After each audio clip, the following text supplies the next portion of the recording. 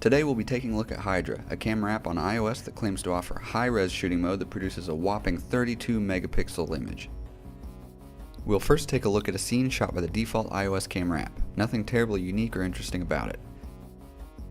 Next up is the same scene, but this time shot on the Hydra app. Again, at standard size, there's nothing too special or different, with the exception of some darkening in the shadows. Where things start to become particularly interesting is when we take a closer look. First up is the default iOS camera app, zoomed in 400%. The results are pretty unpleasant with a fair amount of pixelation and noise.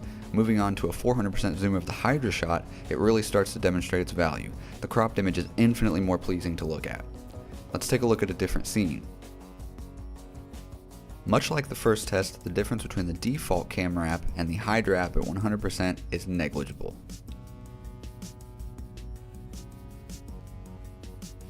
Again, just a bit of darkening in the shadows on the Hydra at 100%. But for the sake of truly demonstrating what Hydra can do, I focused on the furthest point in the image.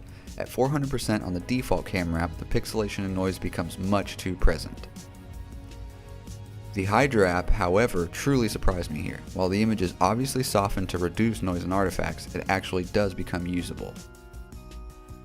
Here we've got an indoor sample with poor lighting.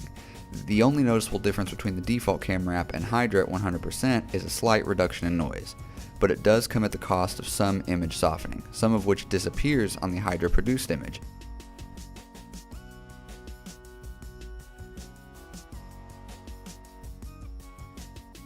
The most notable downside to Hydra is that it offers no manual controls whatsoever. It lacks even the basic drag to adjust exposure that the stock camera app even has. It also lacks the ability to swap to the telephoto lens on applicable devices. This may be a technical limitation, but it's something to consider nonetheless. Last up, we've got a quick shot of some plants outside. In this particular instance, the 100% photo taken by the Hydra camera seems much softer, likely a result of shooting something so close. I imagine this would be amplified further in even more intimate macro shots, something to consider. The 400% zoom of the default camera app makes the grit and noise much more visible. And while the Hydra version here cleans it up, it does seem much softer. While I wouldn't personally rely on using this to crop in on photos regularly, it's very apparent that Hydra's high-res mode would be a welcomed addition to almost any photographer's app collection.